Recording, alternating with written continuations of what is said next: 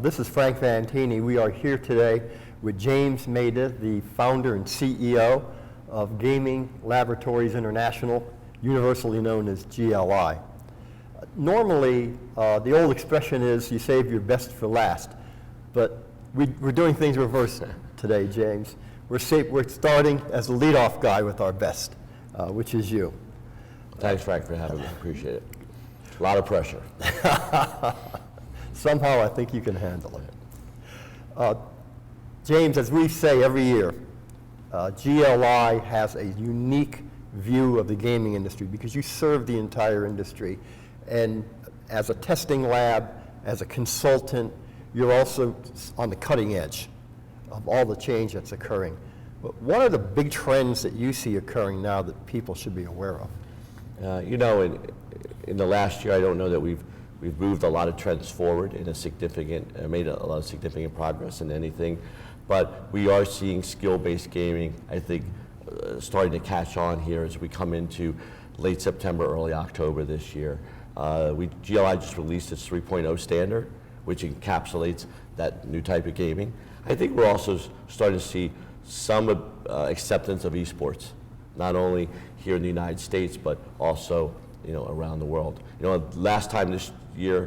Last year this time we were talking about DFS and daily fantasy sports, and I think we even raised that in this interview, saying we're not really sure where it goes, and it's been a lot of things have happened with that. But I think this spring and into this summer, eSports is starting to gain a lot of traction.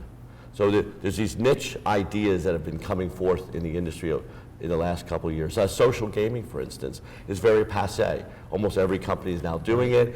And 2 years ago, we thought that was really sort of very interesting, and that's now becoming mainstream.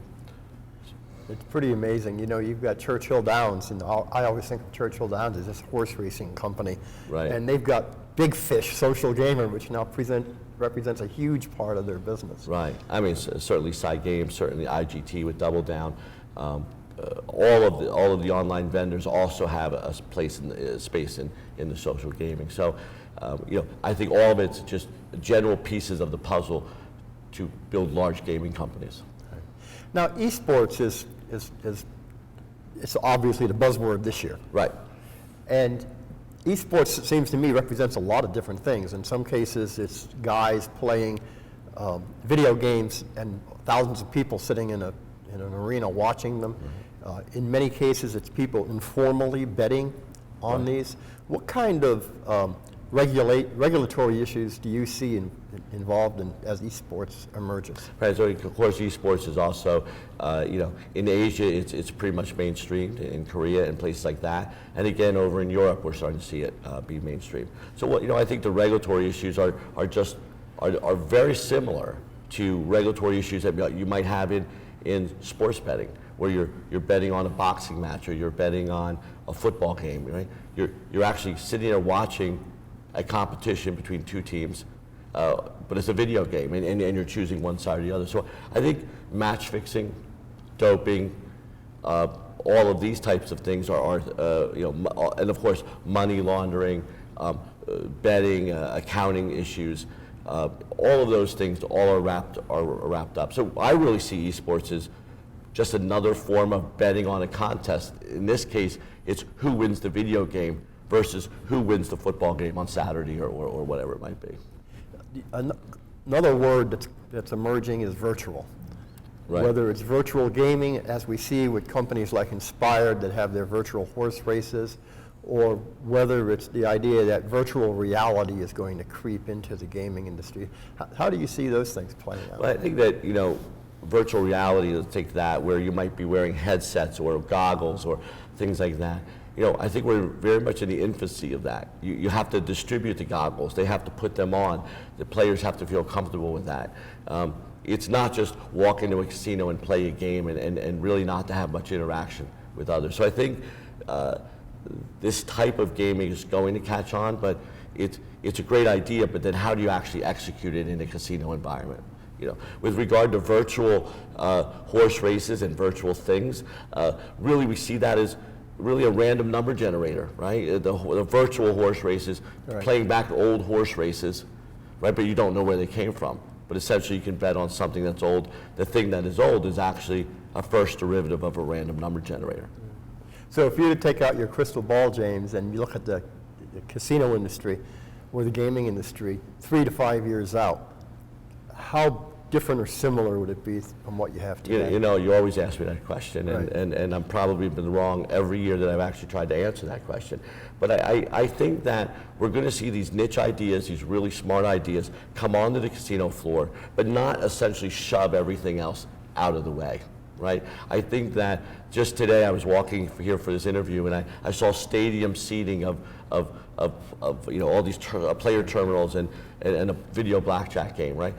Last year when I walked through that same space in the casino that I walked through to get here, there were slot machines there. But they didn't take all the slot machines out of the casino. They just converted this one area. So whether it's eSports, whether it's table games or virtual, things like this, I think that it will make up a significant portion of the casino, but we're just not going to shove everything out. I think the change is going to be a lot slower because we're going to have fits and starts. We're going to have really good ideas that actually can't be implemented. We're going to have really good ideas that can be implemented, and we're going to have something that we really thought were really good ideas that wind up being really bad ideas. Right. And that's the way free enterprise works. That is exactly right. How does all this emerging technologies and new forms of gaming, how does that complicate the regulatory aspect of things, and how does that change your business? So we would hope that we're actually in the business of not having things too complicated. So I think it really starts with education of the regulator, taking a new concept, taking it to the regulator with the supplier or directly on our own, and try to brief them and try to first ask the regulator, what are you concerned about? Let's only make regulation in those areas that you're trying to actually mitigate a concern. Let's not just make regulation up for the sake of making regulation up. So a lot of our business is taking these new concepts and in the early stages of them, getting regulatory buy-in that yes, they even want it from a public policy standpoint, and what is the appropriate level of regulation. And then I think we would write a GLI standard. We just came out with 3.0 the other week. That was an encapsulation of all the new technology changes over the last 2 years since the last time we updated our standard. So it complicates our business only in that we have to go to many more regulators with much more complicated ideas and try to decomplicate the whole process, because at the end of the day, if the suppliers can't easily sell their equipment or operators can't easily obtain it, then the industry is actually going to stagnate, and that's something that we don't want to see. Right. It probably makes GLI even more important than before. Well, I don't know if I can say it's more important. I think that our service is not merely just to sit and test things in a vacuum, right? Much of our work now really depends on meeting daily, weekly with operators, suppliers, and the regulators, and having collaborative relationships, and rather than just doing things in a lab and just pitching approvals over the wall. That just will not work in today's world. Are there any other trends or developments that we haven't discussed that people should be aware of?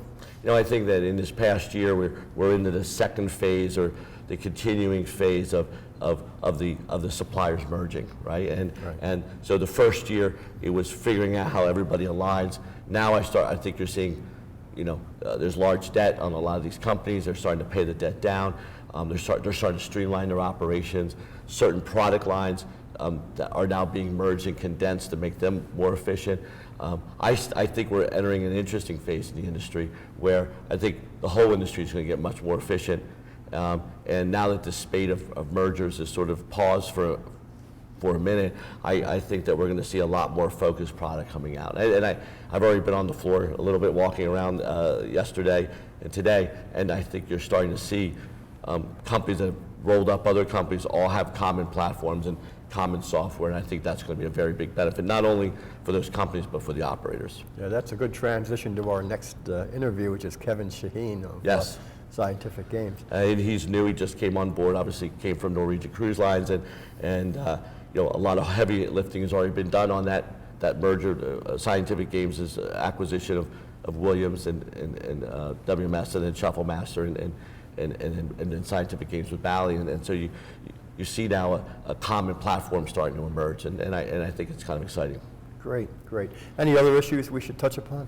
No, I think that we come here every year with great hopes that we think when we sit down a year later, everything's going to be changed. It's not that I see slow growth, because I think we're actually seeing an uptick in growth. The number of boxes sold this year, the amount of software actually coming to the lab is up multiple, by double-digit percentages. So we're clearly seeing a lot more content come into the lab. We've increased our staff, professional services, IT consulting, helping suppliers do much more than merely just test is something that we've really worked into it. But I think the next year, while we might not see whole new categories of products, I think we're going to see a lot more content, a lot more efficiency. I think the industry is going to be a lot better when we come back here next year. Okay, that's a good note to end on. Content and efficiency. Yes. This next year. Okay, great. James, thanks for your Thank you very insights. much. Always Thanks, interesting. I'd like to see you. Thank you.